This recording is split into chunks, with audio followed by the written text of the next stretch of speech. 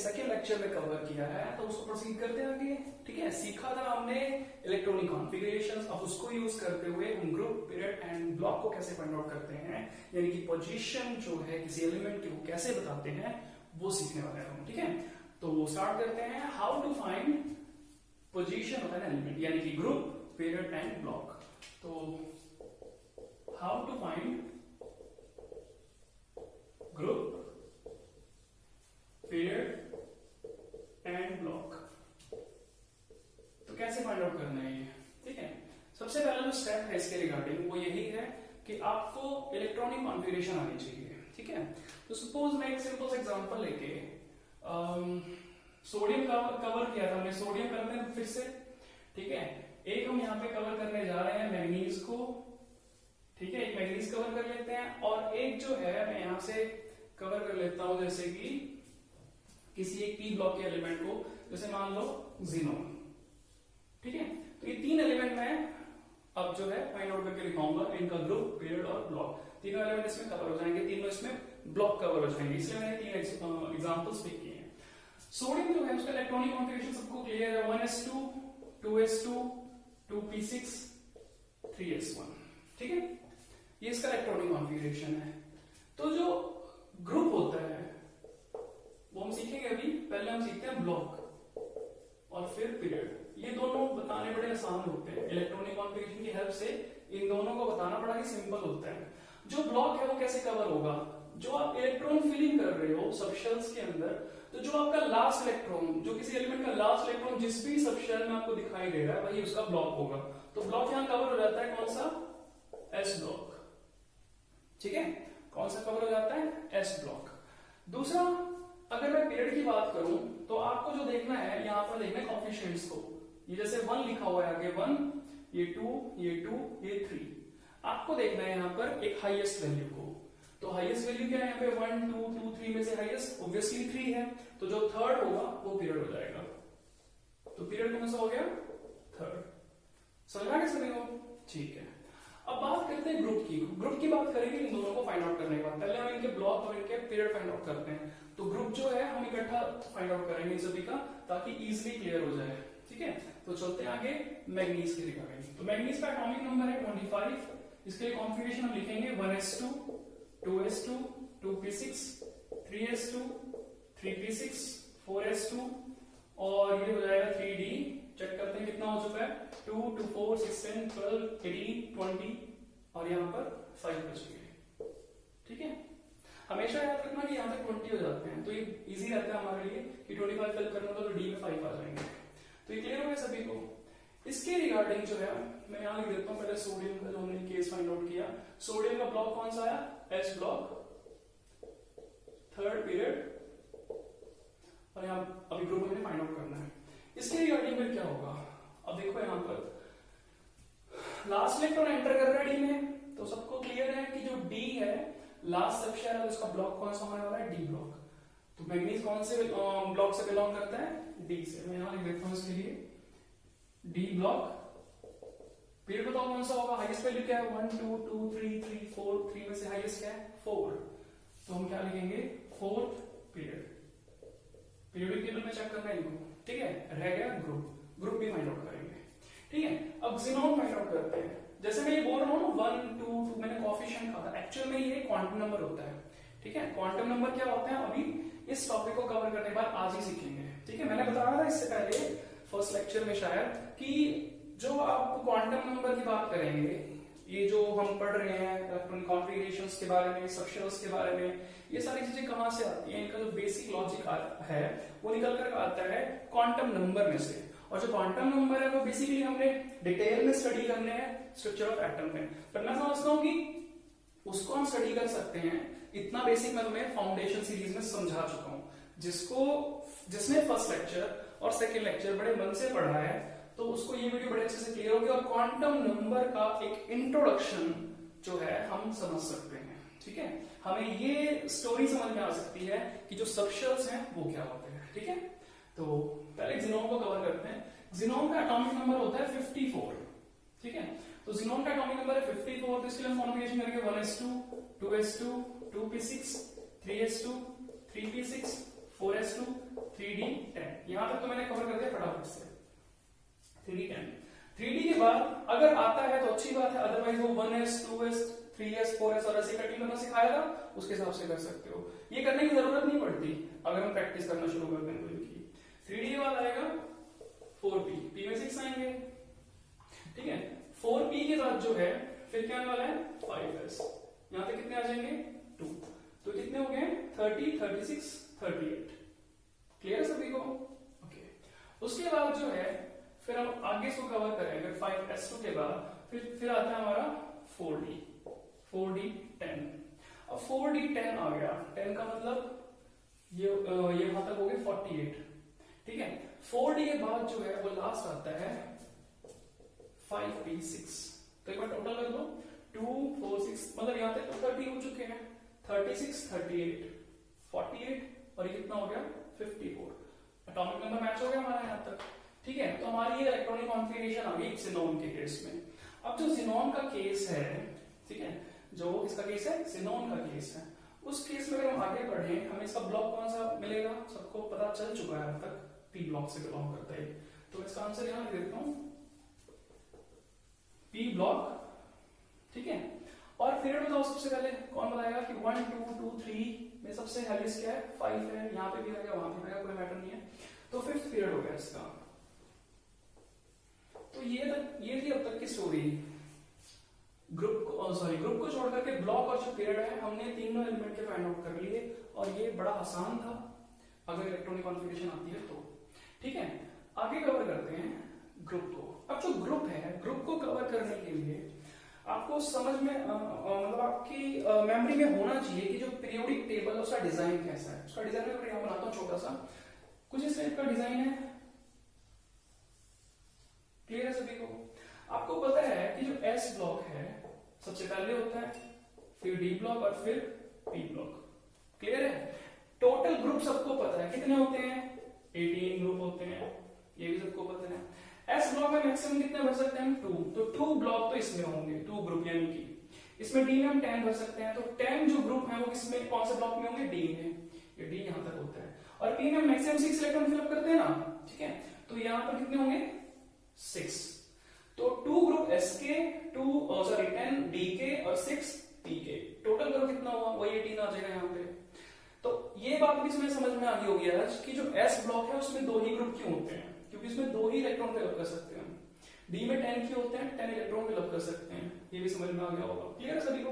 तो अगर ये पिक्चर तुम्हारे दिमाग में है तो बड़ा आसान है ग्रुप को फाइंड आउट करना। तो स्टार्ट करते हैं एस के साथ। अब इस पिक्चर को देखो, ठीक है, कि जो एस ब्लॉक है, एस ब्लॉक से पहले कितने ग्रुप हैं 0, तो मैं यहां पर एस में जितने इलेक्ट्रॉन है, एस में कितने इलेक्ट्रॉन है आखिरी के एस में 1, तो 1 प्लस क्या करूंगा 0, जितने आगे हैं उससे उसको ऐड करना है हमने, तो क्या करेंगे 1 प्लस 0, तो ग्रुप क्या आ गया इसका फर्स्ट ग्रुप।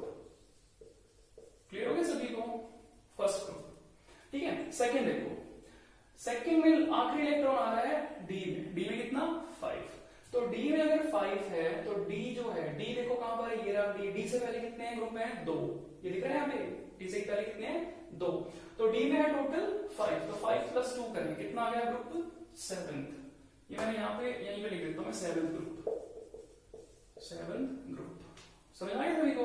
चलो अब यहां पर देखते हैं कि जो P है, P में टोटल कौन से नंबर पे है, P में 6 इलेक्ट्रॉन है, तो P से पहले देखो क्या स्टोरी चल रही है, P से पहले D भी और D से पहले S भी है, तो 2 प्लस 10 कितना होगा 12, तो 12 प्लस कितना करना है मुझे, जितने इसमें इलेक्ट्रॉन है कितना है 18, तो ये कौन से ग्रुप से बिलोंग कर रहा है ज़ीनॉन 18 ग्रुप से। जो हमने फाइंड आउट किया है वो मैच कर सकते हो, ठीक है।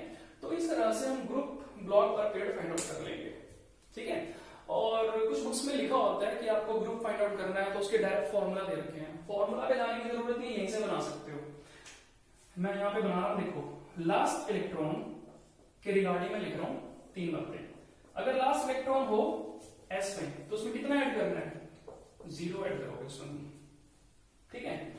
लास्ट इलेक्ट्रॉन अगर आपका है डी में, तो डी से पहले कितना आता है, साफ दिख रहा है 2 है, तो कितना ऐड करोगे 2 ऐड करोगे, किसमें 2 ऐड करोगे electrons, total electron in D, total electrons in D, जितने डी में है, ठीक है। और लास्ट सबशेल अगर लिखा हुआ है कौन सा पी, तो उसमें क्या ऐड करोगे 18 ऐड करोगे, प्लस में कितना टोटल इलेक्ट्रॉन इन कितना रहेगा ये।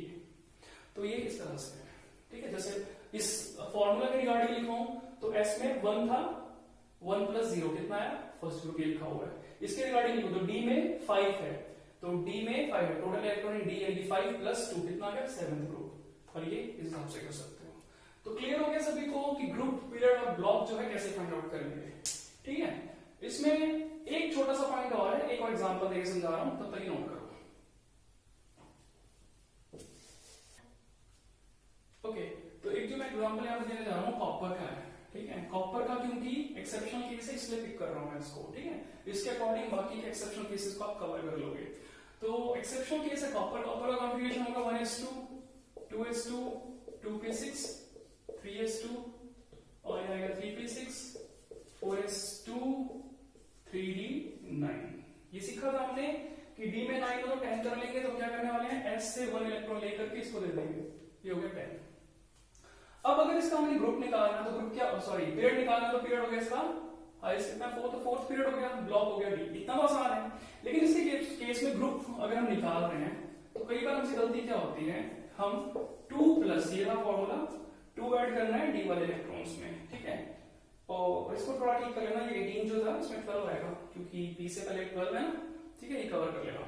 ओके, तो 2 है जैसे इसमें 10 तो हमारा है 12th ग्रुप, ये गलत हो जाएगा। हमें यहाँ एक्सेप्शन के अकॉर्डिंग चलना है, एक्चुअल के अकॉर्डिंग चलना है। डी में कितने थे एक्चुअल, ये तो इसने किससे लिया ना, डी में एक्चुअल कितने थे 9 थे, तो हम करेंगे 2 plus 9 is equal to 11 group, ठीक है। इस चीज को कवर करके चलोगे, सभी को समझ में आ गया, ठीक है। तो हमारे टॉपिक कवर हो गया, इसमें बस प्रैक्टिस ही करनी है, उसमें आई थिंक डाउट तो किसी को नहीं आने वाला है, काफी इजी टॉपिक है, ठीक है। अब एक और इलेक्ट्रॉनिक कॉन्फ़िगरेशन का तरीका सीखते हैं, ठीक है। देखो ओके, इलेक्ट्रॉनिक कॉन्फ़िगरेशन कर रहे हैं इन टर्म्स ऑफ नोबल गैसेस। कई जगह ये टॉपिक भी होता है तो इसको कवर कर लेते हैं, छोटा सा टॉपिक है, ठीक है। एक सिंपल सा इसमें एग्जांपल ले लेता हूं मैं, जैसे हम इसमें एग्जांपल ले लेते हैं अगर कैल्शियम का, ठीक है। कैल्शियम इजी है, इसको पिक कर लेता हूं मैं। तो कैल्शियम को अगर मैं इलेक्ट्रॉनिक कॉन्फ़िगरेशन लिखना है किसके केस में, नोबल गैसेस के, तो ना अभी हम सीख रहे हैं इसलिए कंप्लीट इसका कॉन्फ़िगरेशन लिखेंगे। कंप्लीट लिखो, इसका कॉन्फ़िगरेशन क्या होगा 1s2 2s2 2p6 3s2 3p6 4s2 20 हो गया, चेक करो। कैल्शियम का एटॉमिक नंबर 20 है, 2 यहाँ 10 12 18 20, ठीक है, 20 हो गया। अब मुझे ये बताओ कि जो कैल्शियम है, कैल्शियम का एटॉमिक नंबर 20 है, कैल्शियम से जस्ट पहले कौन सा नोबल गैस होगा, कौन सा नोबल गैस होगा, आर्गन, ठीक है। तो आर्गन जो है उसका एटॉमिक नंबर 18 आ गया, और ये जो है इतनी कॉन्फ़िगरेशन आर्गन की आ गई, तो हम कैसे लिखेंगे कैल्शियम की कॉन्फ़िगरेशन को, आर्गन, ठीक है, ब्रैकेट क्लोज, और उसके बाद क्या बचा 4s। ये कॉन्फ़िगरेशन हो गया किसका, कैल्शियम का, किसके टर्म्स में, नोबल गैसेस के टर्म्स में। क्लियर है सभी को, ठीक है। एक और एग्जांपल इसमें ले लेता हूं, जैसे आयरन का, आयरन एटॉमिक नंबर 26, कॉन्फ़िगरेशन क्या है उसका 1s2 2s2 2p6 3s2 3p6 4s2 और 3d6। ये एक नॉर्मल इलेक्ट्रॉनिक कॉन्फ़िगरेशन है in terms of sub shell, इसके लिए आयरन के लिए, ठीक है। अब आयरन का एटॉमिक नंबर 26 है, 26 से पहले कौन सा एलिमेंट होगा, कौन सा एलिमेंट होगा, अगेन आर्गन, ठीक है। तो जो आर्गन है, आर्गन को हमने रखना है कहां तक, ये जो आर्गन अपना 3p6 तक हो गया था, तो हम आयरन के लिए लिखेंगे कॉन्फ़िगरेशन आर्गन, ठीक है। और क्या बचा 4s2 3d6, ये हो जाएगा आयरन के लिए। क्लियर है सभी को, ठीक है। तो अगर किसी को ये स्क्वायर ब्रैकेट में कोई एलिमेंट यहां नजर आए, यहाँ पे हमें लिखना नोबल गैस, ठीक है, नोबल गैस का नेम और उसके बाद वाली कॉन्फ़िगरेशन को। क्लियर है सभी को, बस इतना ही करना है इसमें, ठीक है। ओके, नेक्स्ट अब जो हम टॉपिक पढ़ने जा रहे हैं वो है किसके लिए, क्वांटम नंबर्स के लिए, तो ध्यान से देखेंगे।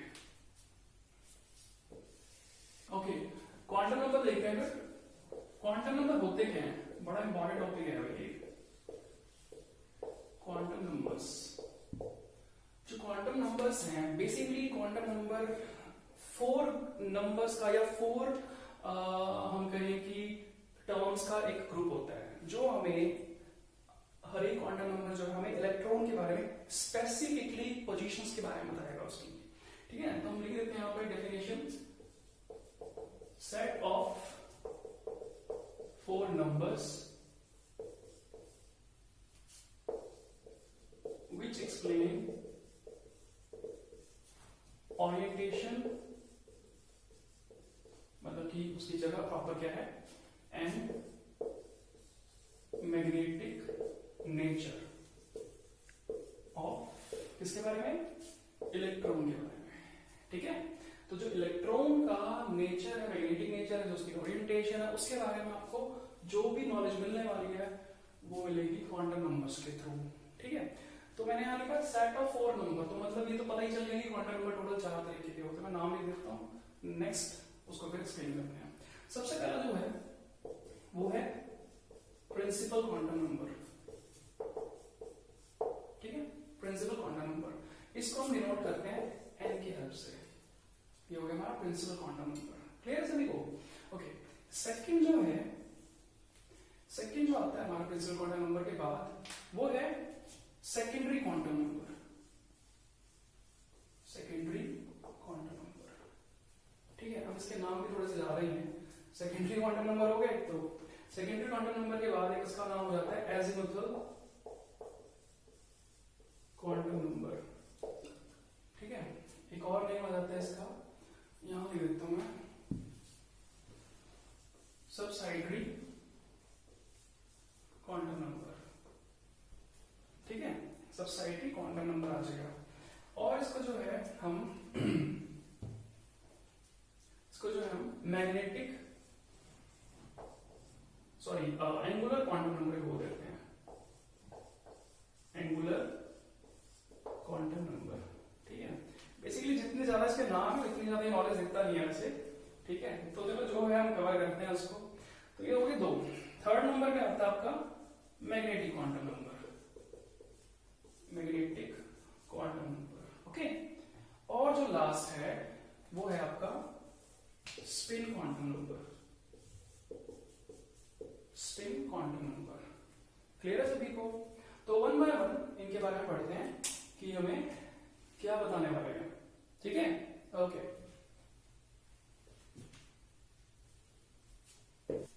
तो जो प्रिंसिपल क्वांटम नंबर है उसमें क्या है, जो बात हमें सीखनी है वो सिंपल, देखो मैं कल ही बोला स्टार्ट में कि हम आज जो कवर करेंगे थोड़ा शॉर्ट में समझेंगे और मेन समझेंगे।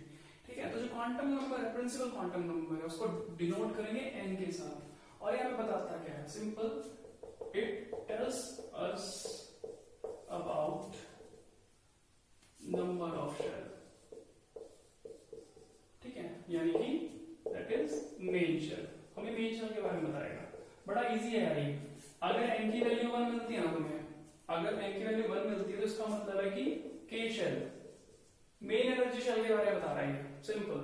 ठीक है, सपोज करो, और इससे आप कितने भी आइडियाज लगा सकते हो। एक सिंपल सी चीज है, अगर आपको मान लो मिलता है कि एन की वैल्यू 3 है और एन की वैल्यू है मान लो 2, ठीक है, तो एन की वैल्यू 3 है तो क्या आएगा, के एल एम, एम शेल आ गया, या थर्ड शेल ही बोल दो, उससे भी कोई फर्क नहीं पड़ रहा। सेकंड का मतलब क्या आता है, एल शेल। मैं तुमसे पूछूं कि न्यूक्लियस से ज्यादा डिस्टेंस किसके लिए है, वो नंबर से साफ साफ पता चल रहा है वैसे भी।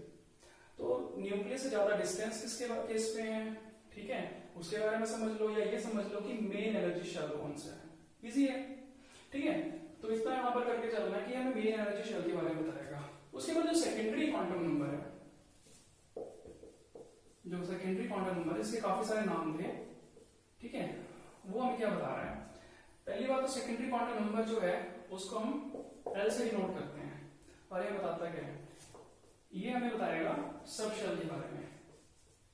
इसने शेल के बारे में बताया, मेन शेल के बारे में, ये क्या बता रहा है, सब शेल के बारे में। इसका एक बड़ा बेसिक सा फॉर्मूला होता है कि जो n है इज इक्वल टू, सॉरी जो l है वो इज इक्वल टू होता है n-1 पे।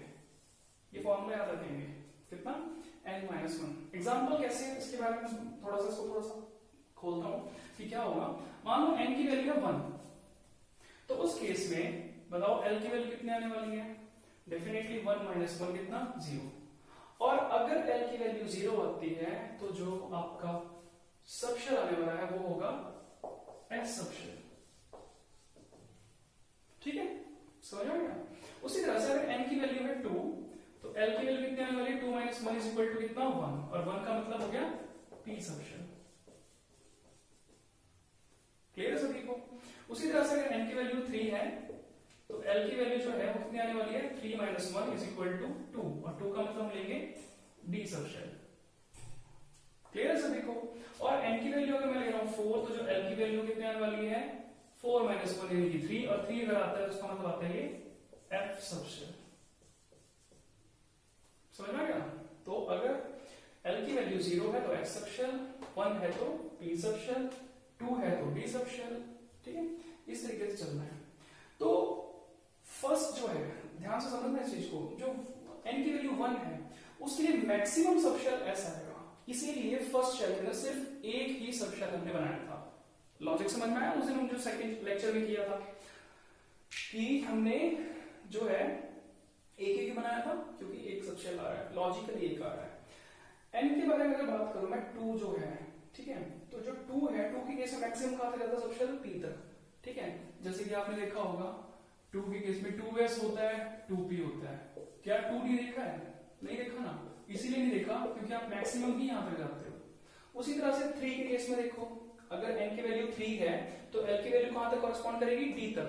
तो आपने ये देखा होगा, 3s देखा होगा, 3p देखा होगा, 3d भी देखा होगा, पर जो 3f है वो नहीं देखा होगा, इसीलिए नहीं देखा होगा। क्लियर है। ऑपो प्रिंसिपल में हमने 1s के बाद 2s लिया था, स्किप कर दिया था, फिर एक स्किप करके, फिर एक स्किप करके हम जाते रहे थे। उसका रीजन यही था, जो n की वैल्यू 4 आती है तो इसका मतलब n जो है, यानी कि अगर 4 है तो फोर्थ शेल के अंदर नया सबशेल इंट्रोड्यूस होता है f, ऐसा समझ सकते हैं। तो आपने 4s देखा होगा, 4d देखा होगा, सॉरी 4p भी देखा होगा, 4d भी देखा होगा, 4f भी देखा होगा। उसके पीछे रीजन यही है कि ये हमें मैक्सिमम नंबर ऑफ सबशेल के बारे में बताते हैं। क्लियर हो गया सभी को ये, ठीक है।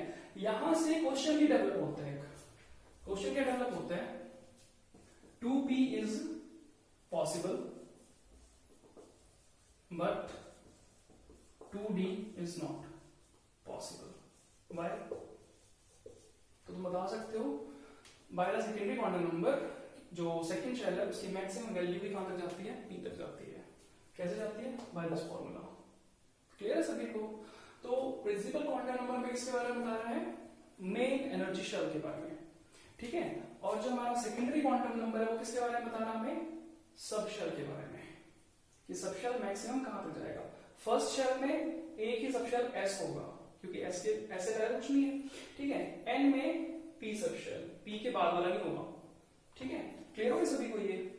तो आई थिंक मैंने जो ये रिलेशन दिखाया हमें कि 1 के केस में 1s होता है, 1s होता है, 1p नहीं होता, ठीक है। 2n की वैल्यू अगर 2 है, यानी कि principal main principal quantum number जो है उसकी वैल्यू अगर 2 है तो l की वैल्यू मैक्सिमम p सबशेल तक जाएगी। तो 2s हो सकता है, 2p हो सकता है, 2d नहीं होगा। 3 के केस में देखो d तक जा रही है वैल्यू, ठीक है, और d तक जा रही है तो मतलब हम ले सकते हैं 3s, 3p, 3d, क्योंकि d तक वैल्यू जा रही है, f नहीं जा रही है तो f लेंगे उसको। क्लियर हो गया सभी को ये, ठीक है। तो ये हमारे दो मेन क्वांटम नंबर, प्रिंसिपल और सेकेंडरी। अब देखते हैं थर्ड जो है हमारा मैग्नेटिक क्वांटम नंबर। नेक्स्ट है मैग्नेटिक क्वांटम नंबर, ठीक है। मैग्नेटिक क्वांटम नंबर क्या है। अब पहले क्वांटम नंबर ने हमें बताया किसके बारे में, शेल के बारे में, दूसरे ने बताया सब शेल के बारे में, ये ऑर्बिटल के बारे में बताएगा, ये बताएगा ऑर्बिटल के बारे में, ठीक है। कैसे बताता है, अच्छा इसको मैग्नेटिक क्वांटम नंबर किस लिए बोलते हैं, जब हम किसी सबशेल को मैग्नेटिक फील्ड में लेके आते हैं तो वो ऑर्बिटल्स में स्प्लिट हो जाता है, ठीक है, ऑर्बिटल्स में स्प्लिट हो जाता है, और वो ऑर्बिटल्स जो है उसी की वजह से हम इसको क्वांटम नंबर कौन सा नाम दे रहे हैं, मैग्नेटिक, क्योंकि मैग्नेटिक फील्ड इसमें इन्वॉल्व हो रही है। तो ऑर्बिटल के बारे में एक बात सभी को पता है कि मैक्सिमम कितने इलेक्ट्रॉन होल्ड कर सकता है, ये 2 इलेक्ट्रॉन्स होल्ड कर सकता है, ठीक है। तो जो ऑर्बिटल्स हैं 2 इलेक्ट्रॉन्स होल्ड कर सकते हैं, लेकिन ये कैसे पता चलेगा कि एस सबशेल में कितने ऑर्बिटल हैं? हमने वैसे पढ़ा है कि एक ऑर्बिटल है, क्यों है वो आज पता चलने जा रहा है हमें। कैसे होता है वो देखते हैं। डी के अंदर 5 ऑर्बिटल्स क्यों होते हैं, 6 क्यों नहीं होते, 4 क्यों नहीं होते, वो आज पता चलने जा रहा है। वैसे सबको पता है 5 होते हैं, प्रीवियस लेक्चर में कवर कर चुके हैं, ठीक है। तो देखते हैं इसमें मैं स्टार्ट करता हूं फॉर्मूला के साथ। जो मैग्नेटिक क्वांटम नंबर है उसके लिए हम डिनोशन देते हैं m के साथ। जो m है, ठीक है, फॉर्मूला होता है इसका 2l+1, ये फॉर्मूला है, ठीक है। तो अगर मुझे बताना है मैग्नेटिक क्वांटम नंबर यानी कि नंबर ऑफ ऑर्बिटल कह लो, कैसे ये नंबर ऑफ ऑर्बिटल निकालने का फॉर्मूला है, कैसे निकलेगा? अगर l की वैल्यू है 0, ठीक है, तो मतलब कौन सा सबशेल होता है, s सबशेल होता है ना, पता है ना सभी को। तो अगर मुझे m निकालना हो, सॉरी स्मॉल m होगा, m निकालना हो, मैं क्या करूंगा, l की वैल्यू 0 पुट करूंगा, कितना आ गया, 1 आ गया। तो कितने ऑर्बिटल होते हैं, 1 होते हैं, ठीक है। और l की वैल्यू अगर मान लो तुम्हारे को दे रखी हो 2, अगर l की वैल्यू 2 हो तो सबशेल कौन सा होता है, d सबशेल होता है, अभी सीखा था हमने, ठीक है। तो उसके लिए m की वैल्यू कैसे निकाल सकता हूं मैं, l की वैल्यू कितनी है 2, पुट कर दो यहाँ पे, 2 × 2 + 1 कितना आ गया 5। तो d सबशेल में कितने ऑर्बिटल्स होते हैं 5। इस हिसाब से तुम p के लिए भी निकाल सकते हो और f के लिए भी निकाल सकते हो। क्लियर है सभी को? और अगर मैं थोड़ा सा डिटेल में जाऊं तो सपोज तुम्हारे पास n की वैल्यू दे रखी है 3, बाकी क्वांटम नंबर बताने हैं, प्रिंसिपल क्वांटम नंबर तुम्हें दे रखा है और तुम्हें बताना है कौन कौन सा, सेकेंडरी और मैग्नेटिक। तो कैसे पता चलेगा हमें पता चलता है जैसे कि अगर मेरे पास ये है तो l कितना निकाल सकता हूं मैं, हो जाएगा 2 कैसे आया, n-1, n है 3, 3 - 1 कितना हो गया 2, और 2 का मतलब क्या होता है d सबशेल, ठीक है। और l की वैल्यू 2 है तो मैं m निकाल सकता हूं, अभी निकाला भी है हमने, ठीक है। तो इस तरीके से हम एक चेन सिस्टम के थ्रू पहले प्रिंसिपल फिर सेकेंडरी और फिर उसके बाद हम magnetic quantum number find out कर सकते हैं। क्लियर हो गया सभी को? ठीक है। तो नंबर ऑफ ऑर्बिटल्स कैसे निकालने हैं, कैसे पता चलेगा, मैग्नेटिक क्वांटम नंबर से पता चलेगा, ठीक है। क्लियर है सभी को? उसके बाद एक छोटा सा इंफॉर्मेशन और देता है मैग्नेटिक क्वांटम नंबर हमें। क्या इंफॉर्मेशन है वो, कि जो जो हमारी इसकी वैल्यू आ रही है, नंबर्स की वैल्यू आ रही है, हम उसका नेम कैसे लिखेंगे, ऑर्बिटल्स का नेम कैसे लिखेंगे। तो जो m होता है वो हमेशा होता है -l से लेकर के +l तक, इंक्लूडिंग 0, ये याद रखोगे। अब इसका मतलब क्या है वो लिख देता हूं मैं यहां पर। जैसे एक बार देखना, ये जैसे ये 2D वाला है ना, d के रिस्पेक्ट में मैं एग्जांपल दे देता हूं। d के रिस्पेक्ट में जो है एग्जांपल थोड़ा सा सही से समझना रहेगा, ठीक है, क्योंकि s का एग्जांपल काफी स्मॉल हो जाएगा। तो d के लिए यहां पर d के लिए, d सबशेल के लिए मैं कैसे लिखूंगा इसको, आंसर क्या है मेरे पास, d के लिए आप ये देखो l की वैल्यू कितनी है, l की वैल्यू है 2, तो सिंपल -2, क्योंकि ये l की वैल्यू है, माइनस लगाना, -2 के बाद क्या आएगा -1, और हमें 0 इंक्लूड करना है, ये आ गया 0, फिर हमें +1 और फिर हमें +2। ये देखो कितने ऑर्बिटल्स आए, पहले ऑर्बिटल का नाम -2, फिर -1, फिर 0, फिर +2, फिर +2, तो 1 2 3 4 5, टोटल कितने ऑर्बिटल्स आए, 5 ऑर्बिटल। यही तो फाइंड आउट किया था हमने, ठीक है। क्लियर है सभी को? और अगर मान लो l की वैल्यू है, जो d पे जा रहा हूं मैं यहाँ पे, l की वैल्यू मान लो अगर 3 है, तो 3 का मतलब कौन सा सबशेल होता है, f सबशेल, ठीक है, f सबशेल। इसमें नंबर ऑफ ऑर्बिटल कितने आएंगे, 3 को पुट कर दो यहाँ पे फॉर्मूला में, 3 to the 6 + 1 कितना आ गया 7 ऑर्बिटल। वैसे हमने प्रीवियस वीडियो में तो बता ही दिया था कि 7 ऑर्बिटल होते हैं, हमने वहां ये नहीं बताया कि क्यों होते हैं, क्योंकि वहां पे मेरा जो मोटो था वो ये था कि हमें इलेक्ट्रॉनिक कॉन्फ़िगरेशन पहले समझ में आए, उसके बाद हम कवर करेंगे इसको। तो आज समझ में आया सभी को होपफुली, ठीक है, बहुत अच्छी बात है। उसके बाद 7 ऑर्बिटल्स जब हम आज लेंगे, नाम कैसे होंगे, कैसे चलेगा पता, -3 -2 -1 0 +1 +2 और +3, इस तरीके से, ठीक है। ये नाम मैं बोल रहा हूं कैसे लिखते हैं वो देख लेते हैं। जैसे मान लो मैं d का भी लिख के दिखा देता हूं यहां पर, ये 5 ऑर्बिटल्स होते हैं, सीखा हमने इनको ऐसे बनाना, इसका जो नाम होगा ये डी का है ना, ठीक है, इसका जो नाम होगा वो होगा -2 -1 0 +1 +2, ये 5 ऐसे लिखे जाएंगे। तो इनको समझ में मतलब कि इनको खुद कवर कर लोगे, एफ के लिए नेम कैसे लिखना है, ठीक है। तो ये हमारा मैग्नेटिक क्वांटम नंबर है, हो जाएगा कवर ये। अब इसके बाद जो लास्ट है वो है स्पिन क्वांटम नंबर, और वो देख लेते हैं स्पिन क्वांटम नंबर क्या आता है। Spin quantum number, spin quantum number क्या है, नाम से बता रहे हैं हमारे को कि क्या बताना है इसने, स्पिन के बारे में बताना है, स्पिन का मतलब रोटेशन के बारे में बताना है। तो ये क्या बताता है, इलेक्ट्रॉन के रोटेशन के बारे में, डायरेक्शन ऑफ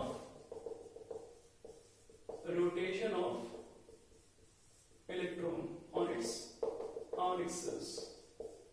अब जो इलेक्ट्रॉन है वो खुद के एक्सिस पे रोटेट कर रहा है ना, अराउंड न्यूक्लियस भी रिवॉल्व कर रहा है, उसका रोटेशन खुद के एक्सिस पे भी है। तो खुद के एक्सिस पे जो रोटेशन है उसको स्पिन क्वांटम नंबर बोल देते हैं, उसके बारे में बता रही है।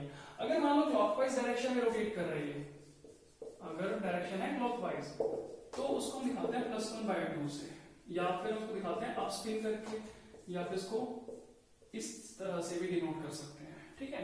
और अगर डायरेक्शन है एंटी क्लॉकवाइज, तो समझ में आ ही गया होगा कैसे दिखाने वाले, उसको -1/2 से या डाउन स्पिन से दिखा दो, या फिर इसको इस तरह दिखा सकते हैं, क्लियर है। और ये जो साइन मैंने बनाया, ये दोनों साइन और ये दोनों साइन जो मैंने बनाया, ये आपने हर्ट्ज रूल में भी पढ़ा होगा, पिछले वीडियो में बताया था मैंने, ठीक है। और ये 1/2 इसलिए आता है क्योंकि जो इनका रोटेशन होता है वो हाफ करके होता है। अच्छा, इसमें खास बात क्या याद रखनी है, ये जैसे आपका एक एटम है, इसमें 2 इलेक्ट्रॉन मैंने डाल दिए, एक इलेक्ट्रॉन इसमें, एक इलेक्ट्रॉन इसमें, ठीक है। तो जो इसका डायरेक्शन होगा, इसका जो रोटेशन होगा, सपोज ये क्लॉकवाइज में है तो ये होगा एंटी क्लॉक में, ठीक है। अगर ये क्लॉकवाइज में है तो ये होगा एंटी क्लॉक में, यानी कि 2 इलेक्ट्रॉन्स जो हैं, एक ही शेल के 2 इलेक्ट्रॉन्स जो हैं, उनका रोटेशन सेम नहीं होगा, ठीक है। वो एक दूसरे को काउंटर बैलेंस करते हैं, एक दूसरे के अगेंस्ट होते हैं, ठीक है, अपोजिट होते हैं। तो ये जो चीज है ये हम नेक्स्ट वीडियो में समझाएंगे। प्रिंसिपल आता है पॉलीज एक्सक्लूजन प्रिंसिपल, उसमें इसको कवर करते हैं, ठीक है। तो फिलहाल जो है स्पिन क्वांटम नंबर में इतना ही, ठीक है। और दूसरी बात, ये जो है इलेक्ट्रॉन का जो मतलब रिप्रेजेंटेशन है कि उसको अप स्पिन में दिखाना है, डाउन स्पिन में दिखाना है, वो पता चल गया क्लॉकवाइज और एंटी क्लॉकवाइज, यानी पूरी तरह से वो उसकी रोटेशन भी डिपेंड करेगा। क्लियर है सभी को? चलो, तो जो हमने फर्स्ट वीडियो में कवर किया था फाउंडेशन सीरीज में, फर्स्ट वीडियो में, सेकंड वीडियो में, उसका जो भी हमने पढ़ा वो सारा का सारा आज जो भी लॉजिक था उन सभी का वो क्लियर हो गया होगा सभी को। तो फर्स्ट, सेकंड और थर्ड वीडियो मिल करके आपके बेसिक्स जो है पूरी तरह से कवर होते हैं, ठीक है, एक फील्ड में कवर होते हैं, ठीक है। अभी बेसिक्स के बारे में हम और भी वीडियोस बनाएंगे, ठीक है, उसमें और भी पढ़ेंगे उसके बारे में। तो फिलहाल जो है हमारा क्लियर हो गया सभी को जो हमने पढ़ा इनके बारे में। अच्छा, एक जैसे हमने आज सीखा था ब्लॉक फाइंड आउट करना, ग्रुप फाइंड आउट करना, ठीक है, और हमने ग्रुप फाइंड आउट करना सीखा या फिगर फाइंड आउट करना सीखा। उसमें ना हमने 3 एग्जांपल लिए थे, एक मैंने डी का लिया, एक मैंने एस का लिया, एक लिया पी का। मैंने एफ ब्लॉक का नहीं लिया क्योंकि एफ ब्लॉक के केस में अलग ही सीरीज होती है, उनको हम सीरीज के केस में पढ़ते हैं, उसमें हमें ग्रुप नहीं निकालना होगा, ठीक है। तो एक बार इसमें मैं क्लियर कर दूं, थोड़ा सा ऐड करना है इसको कि सपोज अगर आपको पूछा जाए कि कोई XYZ एलिमेंट लेंथेनॉइड है या एक्टेनॉइड है तो कैसे कवर करेंगे उसको। सपोज अगर इलेक्ट्रॉन जो है, लास्ट इलेक्ट्रॉन 4f में एंटर करता है तो वो होगा लेंथेनॉइड, ठीक है। और अगर कोई लास्ट इलेक्ट्रॉन एंटर करता है 5f सबशेल में तो वो कहां से होगा, एक्टेनॉइड से। इसको भी ऐड कर लेना अपने नोटबुक्स में, ठीक है। क्लियर है सभी को? ये तो 4f और 5f बता देंगे हम, ठीक है। ओके, तो ये सारा कवर हो गया और ये चीजें भी क्लियर हो गई होंगी जो फर्स्ट वीडियो में मैंने बताया था कि f ब्लॉक यानी कि लेंथेनॉइड्स या एक्टेनॉइड में 14 ही एलिमेंट्स क्यों होते हैं, क्योंकि जो आज हमने पढ़ा कि एक शेल में सबशेल कैसे हो सकते हैं, कितने हो सकते हैं, फिर सबशेल में ऑर्बिटल्स कितने हो सकते हैं, कैसे हो सकते हैं, वो सारा अपने बाय फॉर्मूला पढ़े क्वांटम नंबर की हेल्प से। बता मैंने पिछली वीडियो में भी दिया था कि किस सबशेल में कितने ऑर्बिटल होते हैं, आज मैंने बताया कि क्यों होते हैं। क्लियर है सभी को? चलो, तो इस बात को मैं पूरा करता हूं जो फर्स्ट वीडियो में मैंने छोड़ा था कि लेंथेनॉइड में 14 ही एलिमेंट्स क्यों होते हैं, क्योंकि F जो है आपका लेंथेनॉइड या एक्टेनॉइड कोई भी उन दोनों में से, उनमें 7 ऑर्बिटल्स होते हैं और हर एक ऑर्बिटल में 2 इलेक्ट्रॉन के हिसाब से कितने होंगे टोटल 14 इलेक्ट्रॉन, तो इसीलिए 14 नंबर्स होते हैं इसमें, ठीक है। तो आज के लिए बस इतना ही, नेक्स्ट वीडियो का वेट करो, तब तक इसको बड़े अच्छे से पढ़ो।